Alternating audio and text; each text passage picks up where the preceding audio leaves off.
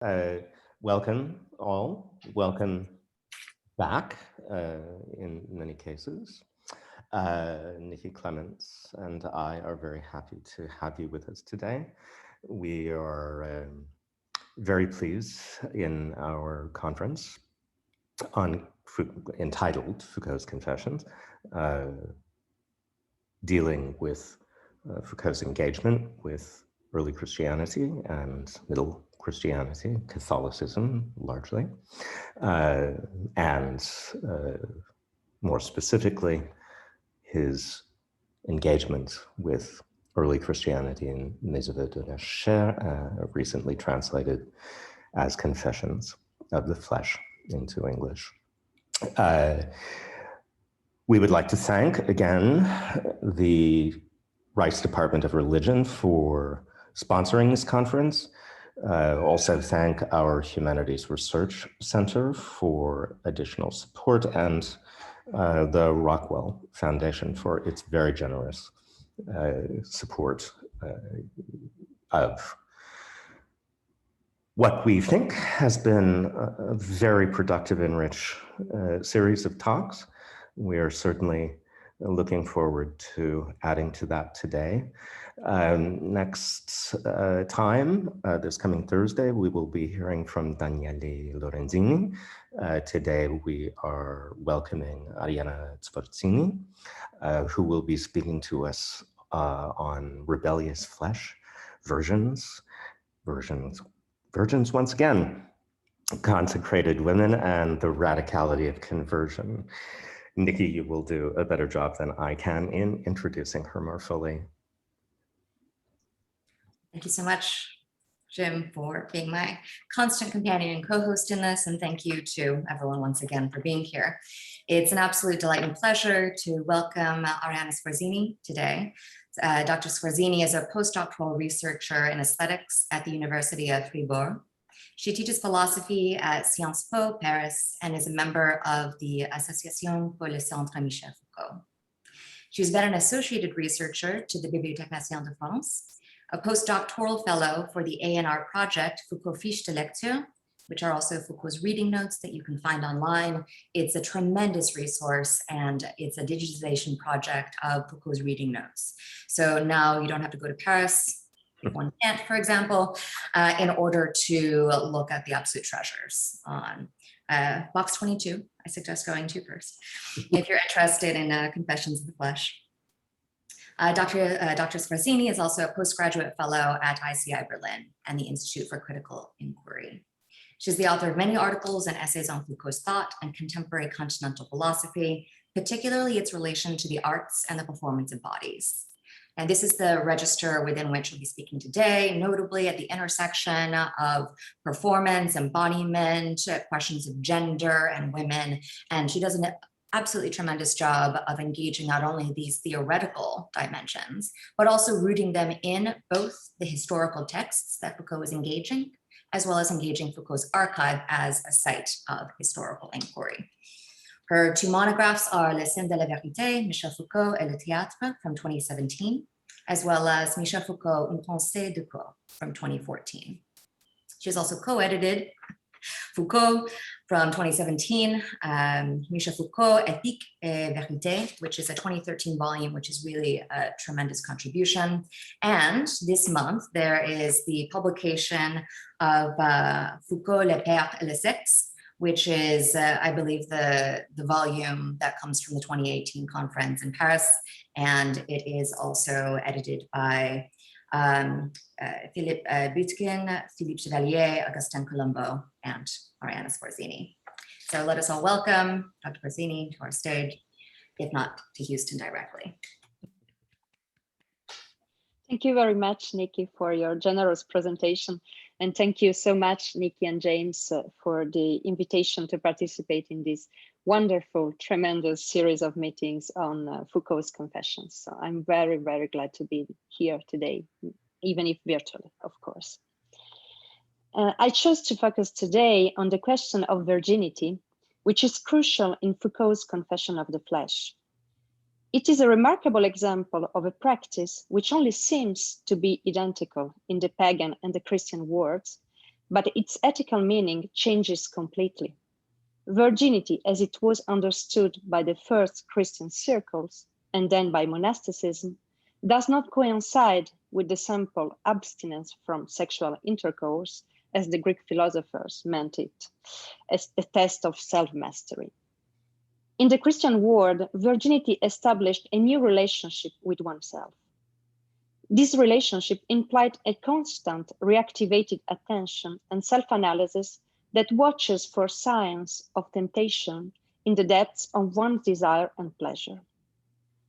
Virginity is thus a fundamental experience for reflecting on and understanding Foucault's construction of the ethical dimension, what he calls flesh, the correlate of a series of ethical and political techniques, as he defines it. We will see this with archival material, and other speakers like Nikki have emphasized this point. For Foucault, Christianity is not a precise historical phenomenon, but a teeming bundle of notions, authors, texts, and forms of existence on which he worked for 10 years or so, from 1974 to 1984. Confessions is only the ultimate crystallization of this work, the result of one of multiple axes of his work on which he critically engaged in the last years of his life. So in the first part of my talk, I would like to return to Foucault's analysis in the Confessions of the Flesh regarding the importance of virginity for the fathers of the church, who dealt with the topic as part of the ethical problematization of sexuality. I would then like to underline the unprecedented role that virgin women assumed in this problematization, at least during the 2nd, 3rd centuries Common Era. Monasticism of the 4th century and then Augustine appropriated this unique female experience, that is to say virginity, by, we might say it, of course, somewhat anachronistically, by patriarchal power. Basing my argument on archival material preserved at the Bibliothèque Nationale de France, and I will cite in particular passages on conjugality and flesh found in box 87, and some analysis given during a seminar pronounced by Foucault in November 1980 at New York University's Institute for Humanities, held in box 40. Using this material, I would like to show that in his history of sexuality, Foucault could have followed this line of thought that regards women's place in Christianity as an element of rupture with the pagan sexual experience. Clearly, Foucault did not follow this line of thought. However, it did offer, I think, as important reflections that update the question of the heritage of Christian tradition today, beyond the easy stereotypes that see this heritage only as a form of domination of consciences and of sexual repression, particularly of women. In my conclusion, I will discuss unpublished manuscripts that Foucault prepared for another volume that was never written, concerning Christianity, The Flesh and the Body, La Chair et le Corps, on which Foucault worked in the second half of the 1970s, still caught up in the first project of the history of sexuality. And we will see that for Foucault, the notion of flesh, I think, contains a possibility of subjectivation by the rupture, which has been then appropriated by pastoral power and the history of the ecclesiastical institution, but also represents an element of struggle and resistance concerning the relationship to truth and to oneself. So in his 1980 seminar in New York, the second lesson precisely, taking up in more concisely several elements that are found in the Confessions of the Flesh, Foucault affirms that a new relationship to desire was built on the question of virginity. That is to say, the absolute and permanent abstention from all sexual intercourse. For Foucault, there is a considerable evolution from the 2nd to the 5th century, during which the question of virginity shifted its focus from women to men, and was transformed from a technology centered on the relation to others to a technology centered on the relation to oneself. Foucault thus paints quickly, it must be said, a first moment in the history of Christian virginity that not only represents a real break with the ancient model of continence and self-control, but also with virginity as it will be defined, for example, in monasticism, especially in the Western world, where it became a practice of concentration that focuses ethical attention on an analysis of the self. By quoting authors such as Cyprian, De Habitu Virginum, for example, and Methodius of Olympus, The Banquet, Foucault shows that speeches preaching virginity in the 3rd century were addressed to and mainly showcased women, and drew truly revolutionary ways of living in relation to the traditional social sexual position of women, opening up a redefinition of the difference between the sexes itself, which were meant to disappear in the angelic life of pure spirits. Virginity was understood as a way of life that brings us closer to this sexual indistinction of souls, detaching us from the flesh and mortal impulses. As Clement of Alexandria says in his Traumata, and I quote the book 6, "For souls, themselves by themselves, are equal.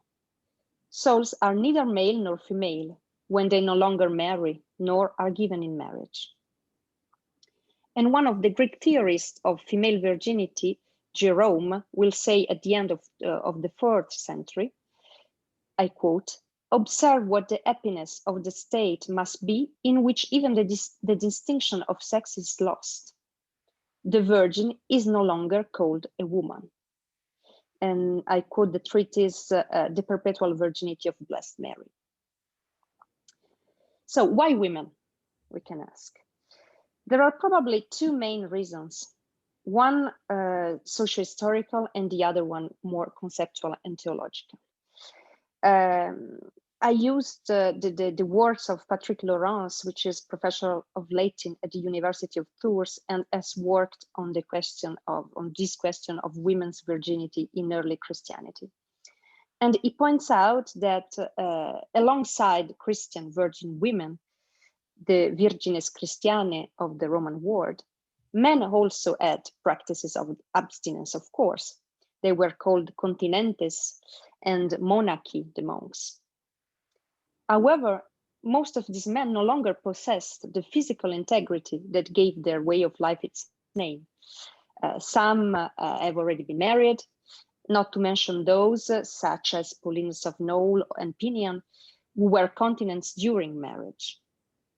The female virgin in these early writings was certainly also a widow or a wife who renounces the life of the flesh with the agreement of her husband.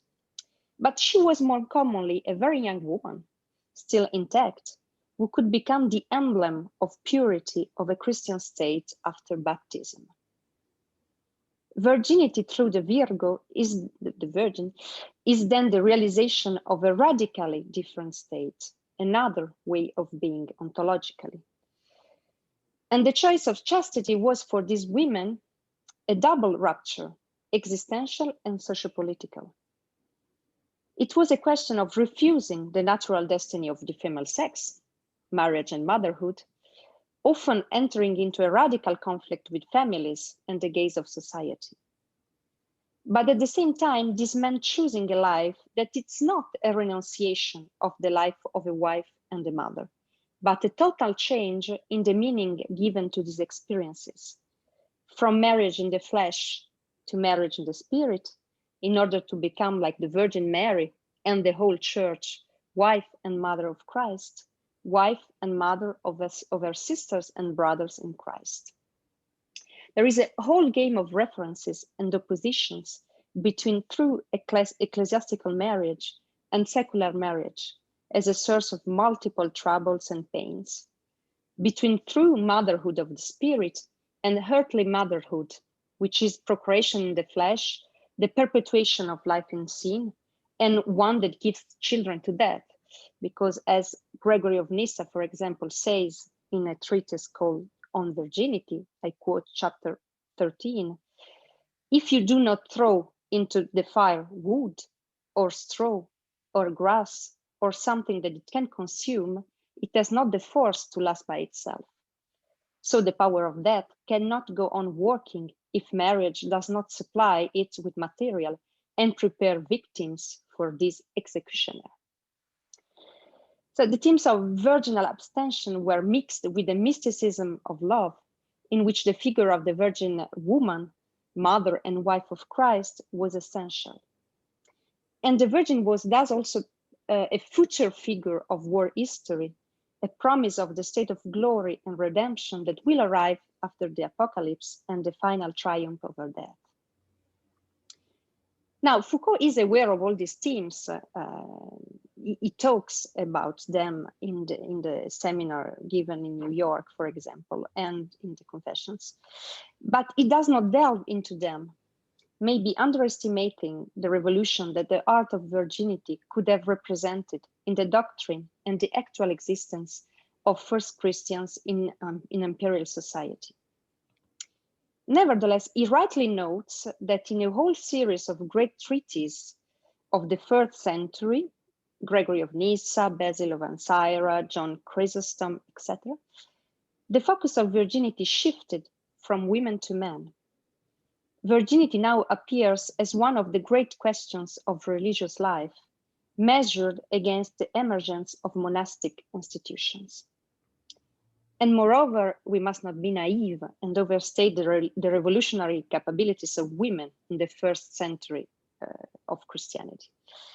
The ideal of virginity as a radically different life, which in the Eastern monasticism of the 1st centuries had taken the cynical form of xeniteia, to become a stranger, xenos, into this world, had always been very difficult to realize by women who were bound much more than men by the constraining ties to their social role and their family, father, mother, husband, children, etc.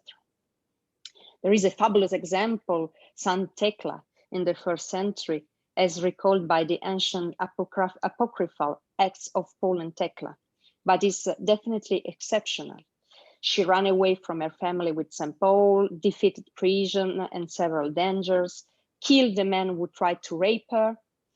She was sentenced to death, but then saved by the female beasts who protected her against male aggressors in arena, and was more generally assisted by women on her journey, becoming really an icon, encouraging other women to imitate her by living a life of chastity.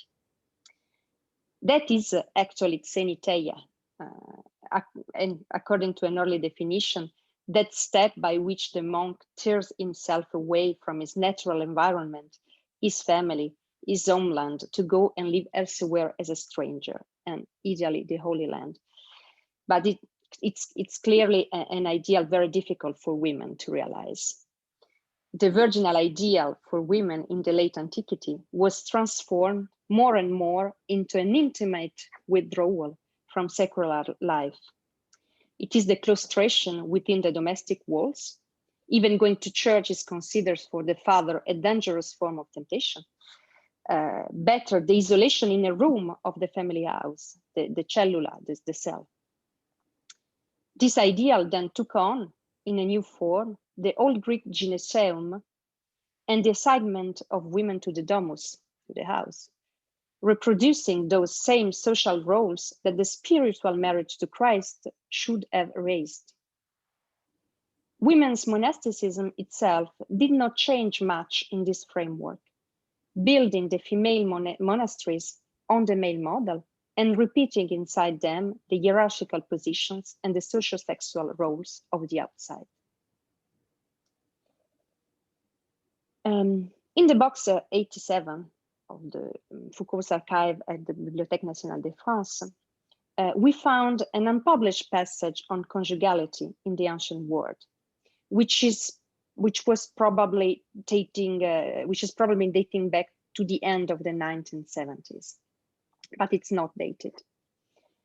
Foucault takes for once the point of view of women, According to him, in this passage, marriage was never a universal model of sexual morality and the source of fundamental prohibitions in the ancient world, except for women, who were caught up in a logic that was more economic and patrimonial than ethical. Marriage concerned only the highest social classes, for which the problem of inheritance was at stake, and a good part of the sexual life, in a broad sense, escaped the matrimonial framework. Thus, if monogamous union cannot be seen as a fundamental law of ancient sexual experience, this was true for men and much less for women. For women, the law of monogamy was very constraining. Moving away from it could be extremely expensive.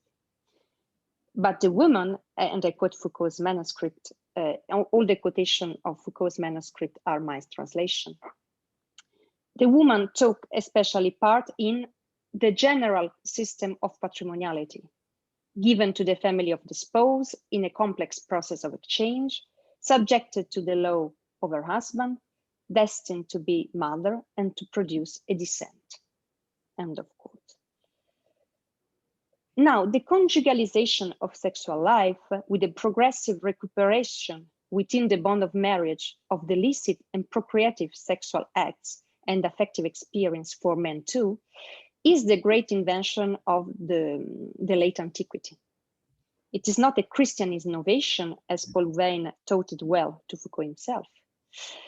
This new conjugality changed the status and the position of the woman, who could now pose herself as the ethical and sexual partner of man, almost on the same level, almost a subject herself, demanding exclusivity and reciprocal fidelity. Virginity, as the purity of the relationship to oneself and as the opening of a new epoch of the world's history, would then become the great upheaval of Christian experience, putting into question not only the matrimonial bond and the prescriptions in methods of sexual activity, but also the techniques of subjectivation, especially those of women. It would have been possible for Foucault to follow this intuition, this fil rouge of the capital place of the woman in the transformation of the conjugal practices, and thus of the sexual subject between the pagan and the Christian world. He did not do it, as we know. The woman is present, of course, but she is never the protagonist of the history of sexuality.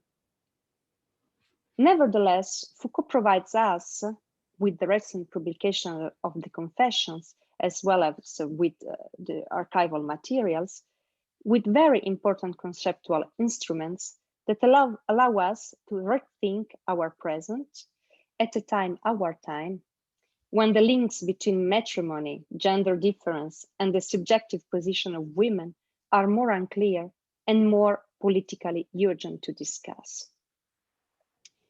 It could be useful here, and it will be the third and last part of my talk, to take a step backwards in the Foucauldian genealogy of the flesh. A step prior to the Confessions is essential, in my opinion, for understanding Foucault's encounter with the fathers of the Church, and more generally, the importance of the Christian moment for his thought. The Confessions are in fact a radical reelaboration of a first unpublished book project on the Christian flesh, which is characterized as talkative flesh.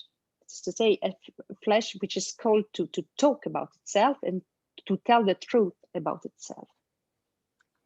The book's title was La chair et le corps, as I said, the flesh and the body. And it was meant to be the second volume of the first project of the history of sexuality in 6 volumes, according to the plan announced in the Will to Know in 1976. Parts of a first version of this manuscript are preserved in the archives of the Bibliothèque nationale de France and constitute undoubtedly Foucault's first long-term dive into Christian theology.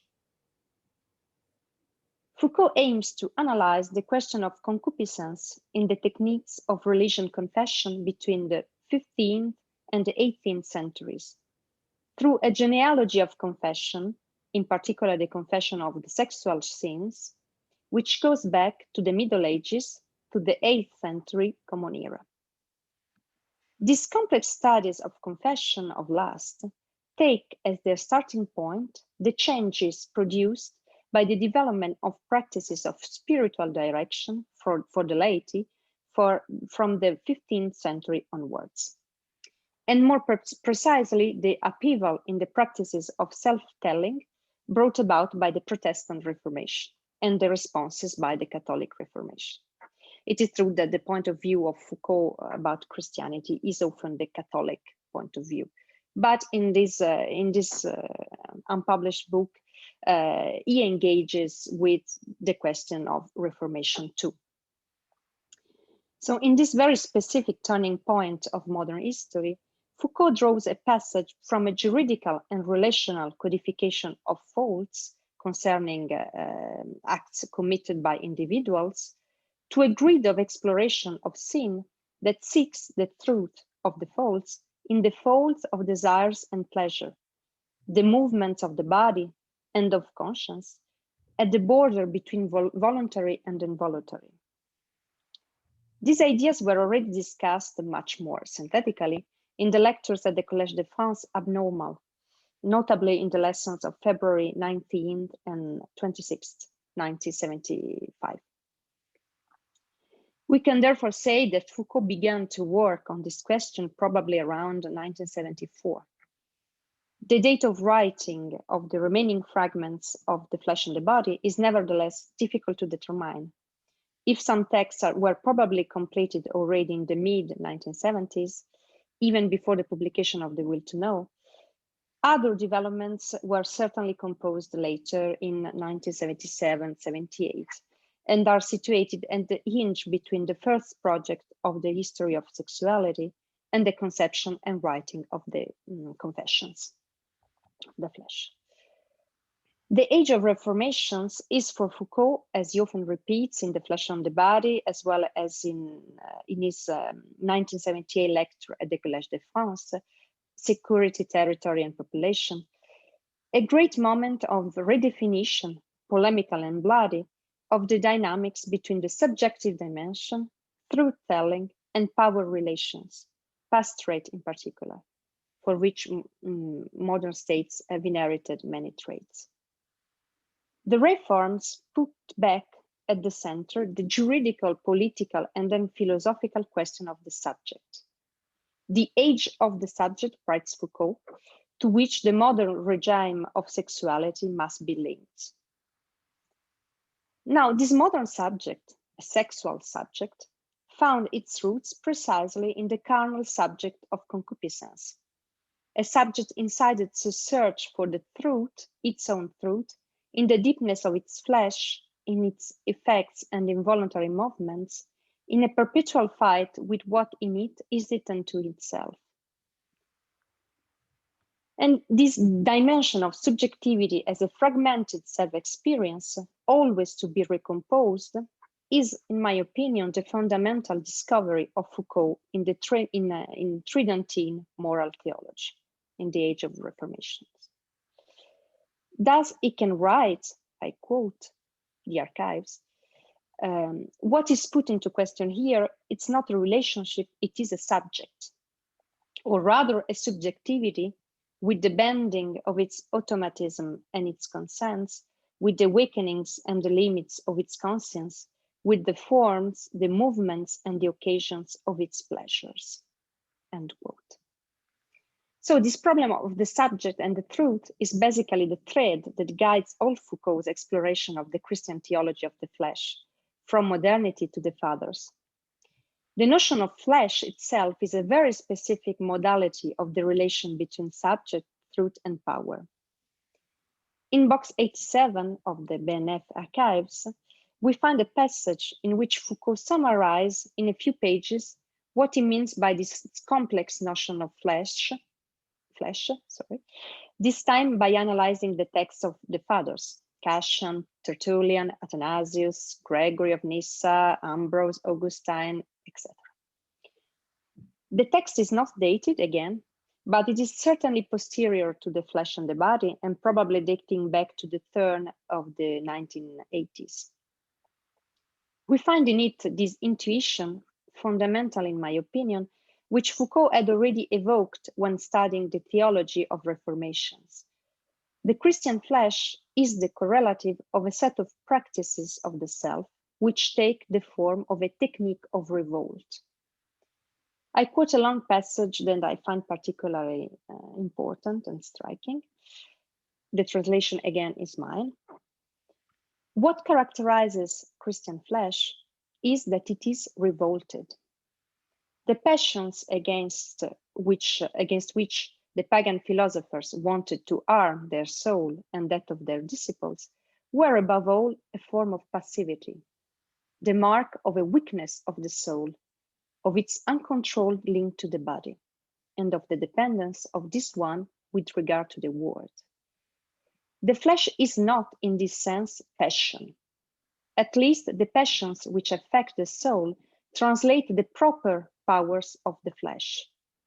And if the body is so dependent on the world, if it fills with so much violence needs which it cannot satisfy, if it is affected by so many accidents, it is because the flesh is in a state of revolt. According to some, it is this revolt that provoked the fall. For others, it is the first sin and the fall that provoked, as a punishment, the revolt of the flesh, and the impossibility then to master it alone. In any case, the flesh is for the Christian what he has to fight against in himself. Not only to master it at something that risks escaping the will, but to wage a struggle against it that will have no end, at least in this world. In the flesh, the Christian must recognize both himself and his adversary. End of the quote. So as you can hear there, the subject of the flesh is a rebellious subject, whose form is that of a perpetual conflict within itself, but also between the self and the other as a threat of penetration and possession by the devil. Now, this dimension of rupture in the Christian experience of the self is well present in the analysis of the fathers during the 1980s. The Christian subject is constructed as a double injunction. Tell me who you are and make sure you are no longer what you are. Knowing that this discontinuity with oneself must be perpetually reworked, threatened as it is by the temptation of the great other, the devil. Christianity is thus certainly a religion of obedience and of salvation in non-perfection, as Foucault says in the lectures on the government of the living in 1980. But Christianity is also, as we explained, a religion of the fracture between oneself and oneself, between oneself and the other in oneself, between the truth that saves and the false truths that deceive. How to become other? How can we stop being what we are? This is the problem of Christian conversion, forming an ethical and political bond specific to Christianity between the dimension of subjectivity and truth. So I'll come back to female virginity. Female virginity is then a key example of the importance of this theme of rupture and of becoming other in the confessions. An example that it's paradoxical, in my opinion, as we have seen, since Foucault could have pushed his discourse even further. The virgin is a woman who breaks with her biological destiny, as well as with the social status which confined her to her role of mother and wife. She's a woman, as Jerome says, who is no longer a woman, because virginity brings her closer to that angelic state in which the difference between the sexes is no longer significant. She's a queer virgin, as I believe Lynn Uffer has already explained in another one of this beautiful series of conferences. Christianity thus proposes not new practices, continence did exist in the classical world, but new modes of subjectivation. And the Christian subject is, once again, not only an obedient subject, destined to search forever in itself for its own truth, it is also a vector of alterity and alteration, a subject that creates a break in experience and history. And I'll conclude. In the Christian conception of the flesh, the fathers in particular, Foucault discovers a dimension of the subject irreducible to the simple processes of subjection, which of course remains present in pastoral techniques. It is above all a fragmented subject who is forced to discover in itself the depth of an abyss that it does not master and will never master completely, and which nevertheless defines its own identity. A subjectivity always exposed to the risk of possession by the others, a subjectivity scattered in fragments of forbidden and contradictory desires and pleasures. This self, on the one hand, must perpetually make the confession of its own truth in order to ward off the loss of its subjective consistency, but on the other hand, it must lose itself, die for itself, in order to realize the perfection that God has willed for it. With the experience of the flesh in the first centuries of Christianity, completely new links are born between freedom, subjective will, and the actions of the others on oneself. Would this subject call to become other, to get rid of himself, that Foucault evokes so often in his last words, still be a Christian subject, Christ as a true cynic, so to say? And is this other subject, this fragmented subject, essentially bound to the history of women's subjectivities through Western history?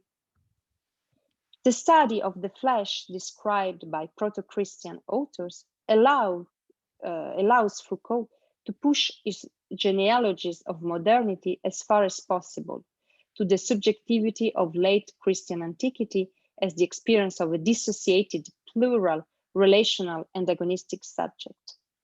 A subject that is neither a simply dominated subject, nor a subject absolutely free and strong of its relations to the truth, but an open dimension in the earth of a struggle. Beyond obedience and morality of continents, it would be necessary to rediscover the genealogical value of this other subject. It is not the subject who has to become who it is in the flatly Nietzschean sense of spiritual coaches and gurus of self-improvement, but a subject who can only be in an infinite search for itself, because it is radically elsewhere in the fracture and the difference. A subject woman too, whose implications remain to be analyzed for us today. And I will thank you for your attention and patience.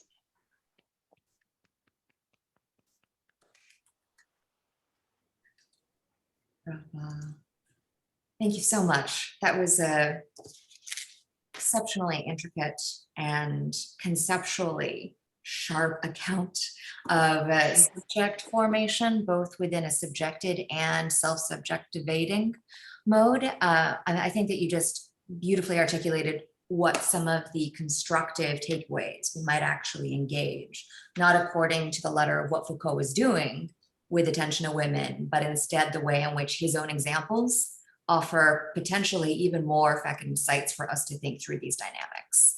And I thought that your language is perfect. So thank you so much for that. I will invite people to start putting questions into the Q&A, and we will start our conversation. So I will start with one question, unless Jim would like to start us off. I'm without any pretension of being familiar with the history of late antiquity.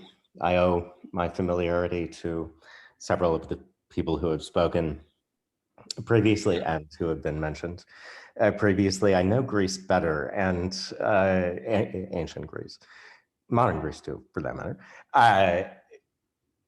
And I'm wondering if you could just comment briefly, absolutely briefly, on what others, often very critical readers of the first volume, have noted as the virtual absence of women, or in particular, women's voices. Now, we know in part why that's so, because there are so few left in the classical period, other than obviously the lyricists, Sappho and her colleagues.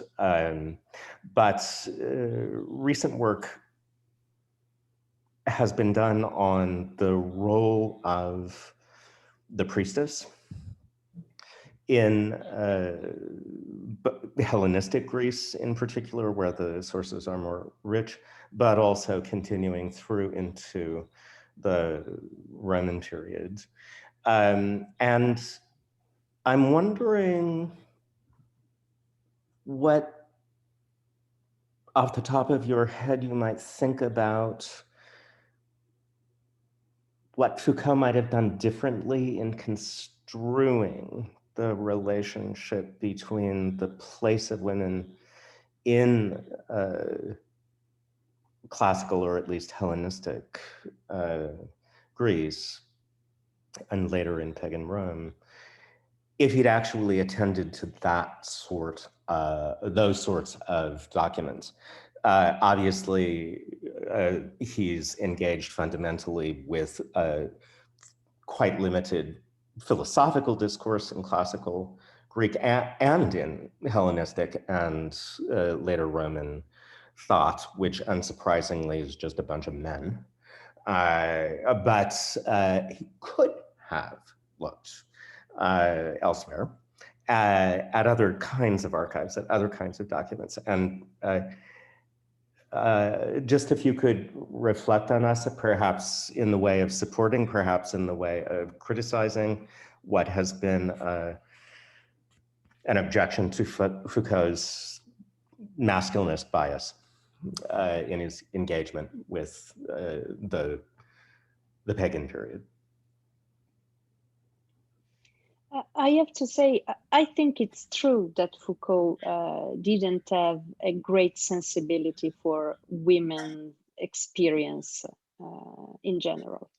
And it was my suggestion through the archives and relating also to figures of great female virgins in the texts of the fathers. He could have written is a part of his history of sexuality, taking into account the specificity of women experience. He did not do that because I think it was he didn't have this it wasn't his problem, and it's true. We cannot say differently. But at the same time, well, we cannot reproach to Foucault to have not explored all the possibility of the ancient and then late antiquity and then medieval and modern sexuality. We can point out this loss, this absence in his writing of the female dimension, and then use his work, which is rich of concepts and tools and archives and so on, to reflect on this today for us. I had to find, I mentioned in this passage in the box 87, because it is probably one of the only passages in Foucault's works where the point of view is on women specifically, and is about matrimoniality, which is interesting in a certain way, because he realized that we cannot speak about marriage without considering that marriage for the women in the marriage have always been a sort of property passing through from the father to the husband.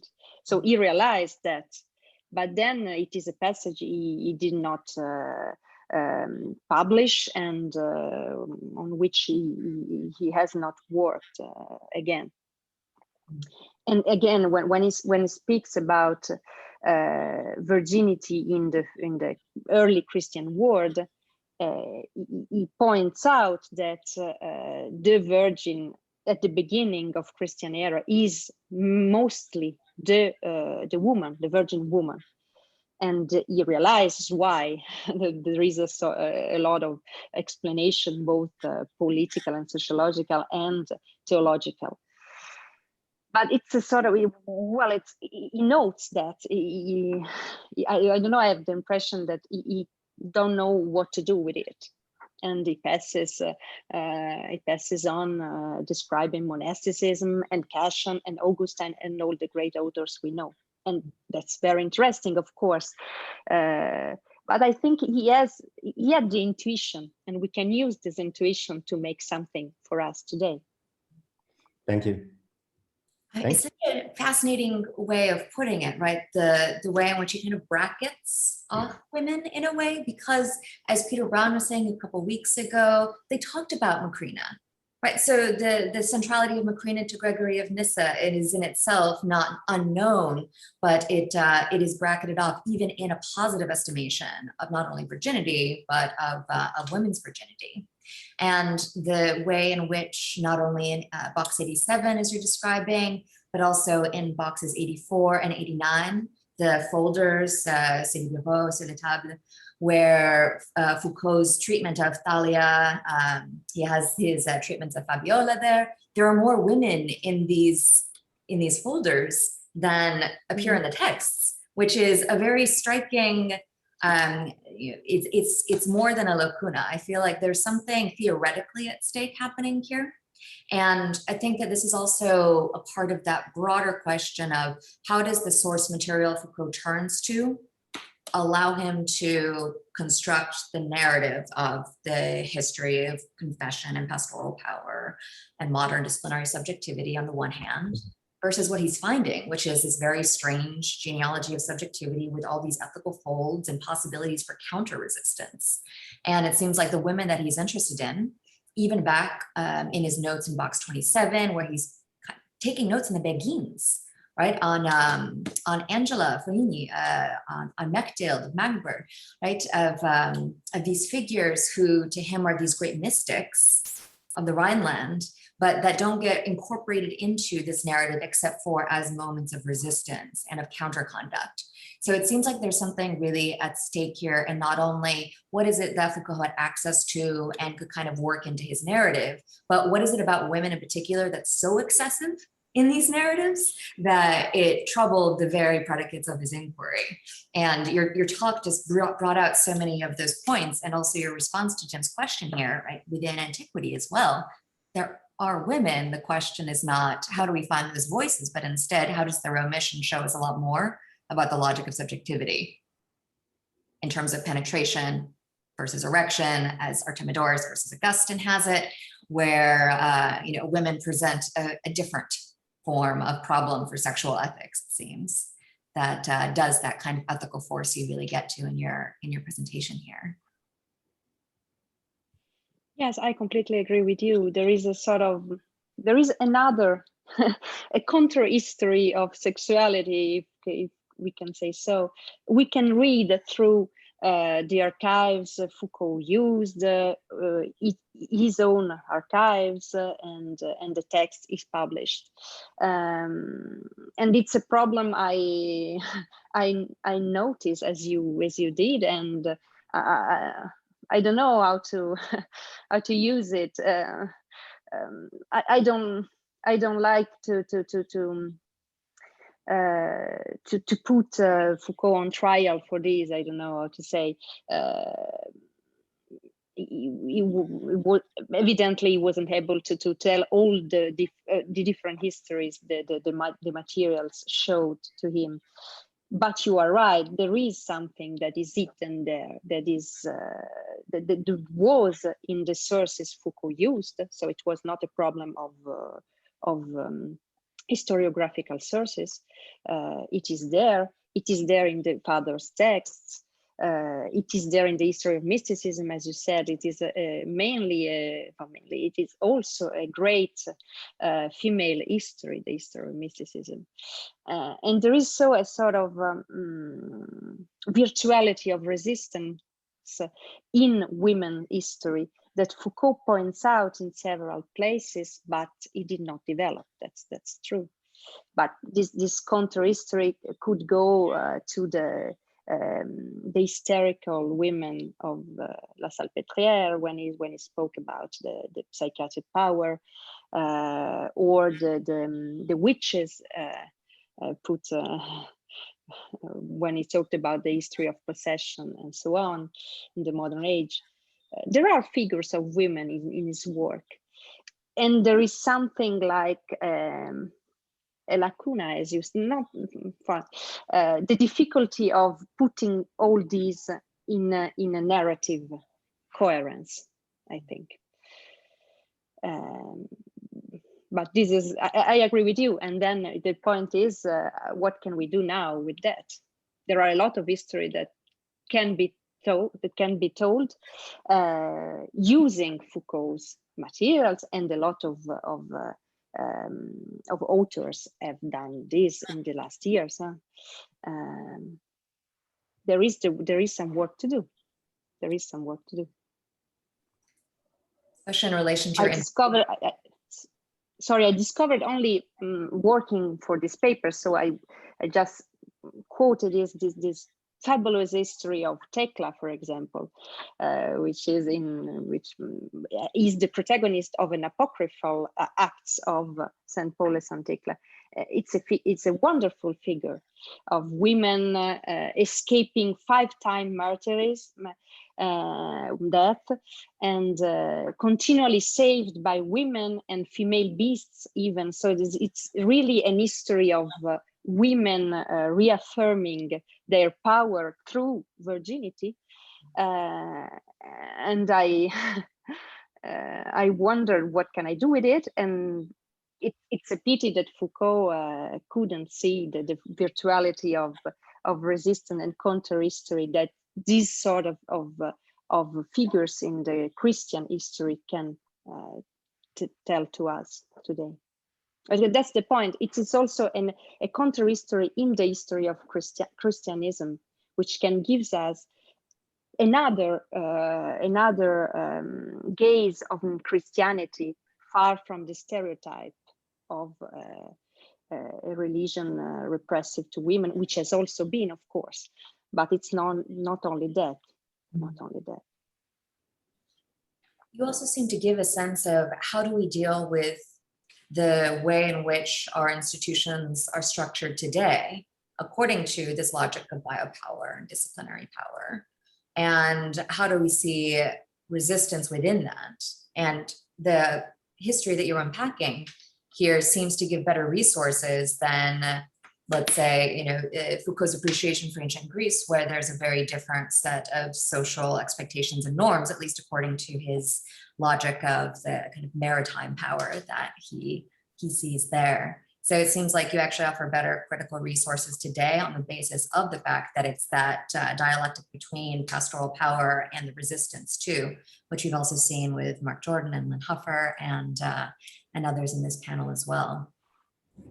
Beautiful continuities. There's a question from Richard Stryer, if we can take that. And he asks, Luther thought that the Catholic Church made a fundamental mistake in understanding concupiscentia as only or primarily having to do with sex. He thought it was a much deeper psychological issue connected to pride and self-love. How original was Luther's insistence on downplaying the role of sex in concupiscentia and seeing it as a much larger issue? Well, I'm not a theologian, of course, so I cannot answer on a theological point of view. I can just try to answer this question, which is really interesting. So thank you very much. Using Foucault's expertise on the subject. And I can say that what I think when he arrived, when he started looking into Christian theology, So at the beginning, it was the modern theology, the theology of reformations between 16th, 15th to 18th century. And he was looking for a genealogy of sexual subject. And actually, he found something more, much more than a simple sexual subject. The question of concupiscencia, as you said and Richard said, the flesh, it's something that tells us about a dimension of an experience of one with oneself, with our interiority. And it is the correlate of a set of techniques that push the subject to find its own truth inside himself, but also in a sort of verbalization of this truth to someone else. That is to say, the spiritual director. And Foucault says that the concupiscencia, the flesh, has not only to do with sex, and it is a very restrictive way to see at the question, to look at the question of the flesh. The flesh tells us about a way of an experience of subjectivation, which calls on at the same time our obedience and our freedom, because we cannot confess. Confession is meant to be a free act. And it is this the complexity of this experience, I think, that fascinated him and pushed him to go back in this history of the subject to the ancient subject. So in a certain way, yes, I think he would agree with Luther. And well, he would say that the Catholic Church too knew very well that the concupiscencia was not simply a sexual dimension. And if you say, if we look at the analysis that Foucault makes about Augustine and its problematization of concupiscencia, we see that concupiscencia for Augustine is something more than the sexual subject. It is a whole new relationship with oneself, which started our Western tradition about the subject in a certain way.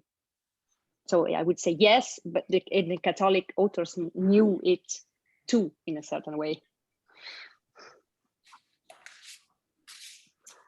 Thank you for answering for Luther as well as Foucault there.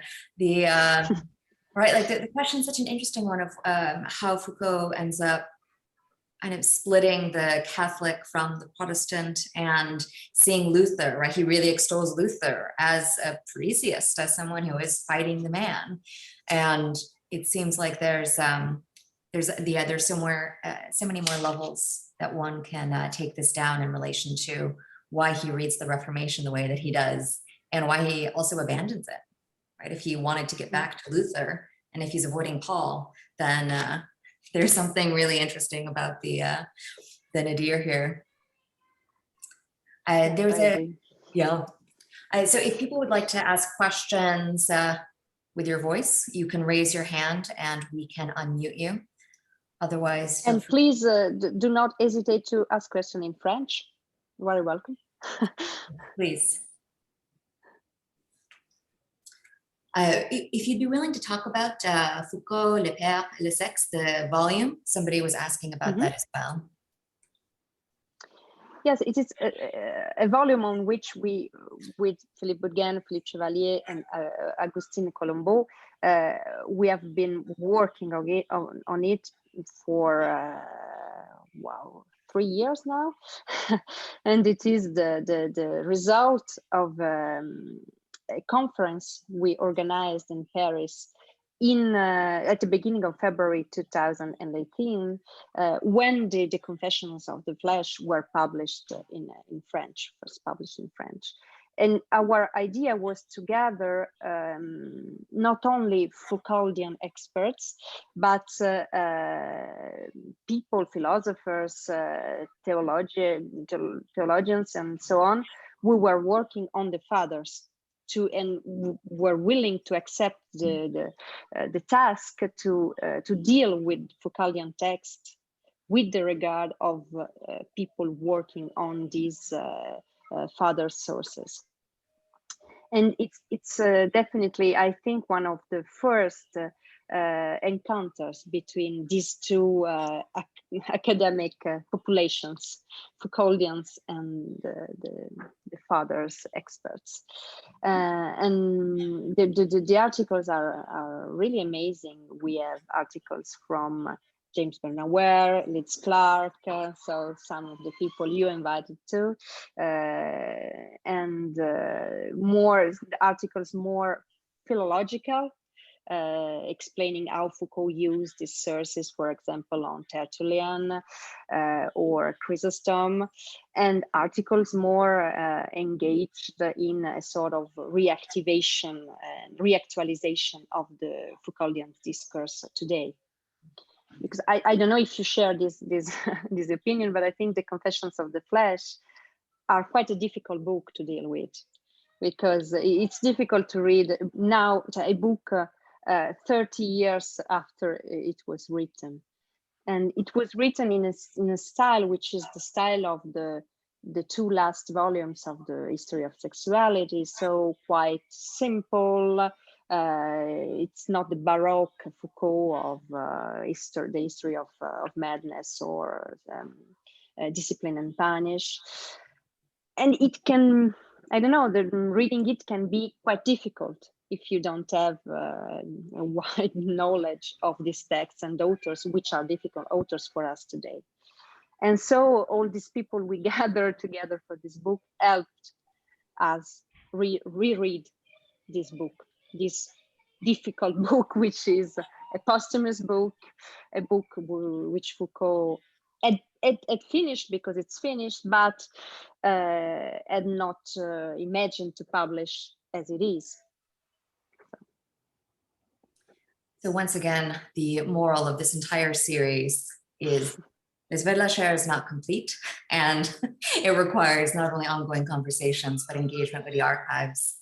And I wonder if you could talk a little bit about the Foucault Fiche de Lecture, the project, as well as next steps, because it's really tremendous. Yes, it was this project. So it's an NR project, a project founded by the public institution in France, and it aimed at digitalizing as much as reading notes as possible, and to make them available for readers, and not only physically, so at the BNF, but also virtually in Gallica, which is the digitalized archive of the BNF, but also on another platform, which is open now. The name is Eman. If you take Eman, Foucault's reading note, you can access to a lot of boxes who has been digitalized and also in a certain way described. That is to say, somewhere we have the title or the indications of some authors figuring in the notes. And it is sorry if you hear the voices of my kids. I'm sorry, but that's the time. That's the problem of not being a virgin. That's the result. Quite difficult for research and talking. So sorry for that. But I was saying that on this platform you can make it's a great instrument, because you can make research with the names of an author of a concept you are interested in. The problem, well, digitalizing, we can say the reading notes at the BNF are a huge amount of sheets, and the process of digitalizing them all, it's very long, and it's also very expensive. So a part of these have been digitalized, are accessible, and for the what is next, it depends on the funds we can find, on new projects which can be built. But ideally, it would be great to have the whole series of Foucault's reading notes digitalized on this platform or on Gallica. But it's work in progress, because again, it's very long and it's very expensive. Anyway, there are some boxes which are available, and I hope you will look for them. I put the things links to be discovered. So the chat currently has 2 links, one to the Foucault Fiche de Lecture de Iman interactive, somewhat interactive website, as well as the link to Foucault Le Père Sex. So between those 2, please do pursue your own readings, and you all now get to struggle through the Foucauldian handwriting issue. As you said, box 22, which is the box with the reading notes, some of the reading notes in preparation to the Confessions of the Flesh, is digitalized. I think I'm right. With Nissa and a number of really excellent figures in there. So, and box 20 will be soon online. Box 20 is about the Reformations, moral theology in the 16th, 17th century. So if you are interested in another Christianity analyzed by Foucault, this enormous box will be interesting for you, and it will be online soon. He calls that reform, contre-reform, right? So it's exactly these movements that we're describing. Exactly. I think a professor told me that nowadays you don't say reform and counter-reformation too, you say reformations. So, but Foucault was the old school, so you can find reform and counter-reform in his reading notes. Beautiful. Well, I'm sure that we all send you applause from all over the world, and much, much gratitude for being here today. Thank you very much. Thank you very much. Extraordinary. Thank you. Thank you so much. And I'll stay on the line if people would like to keep questions coming in, and I will pass those along via email as well. Okay. Thank you all of you for your. Bye.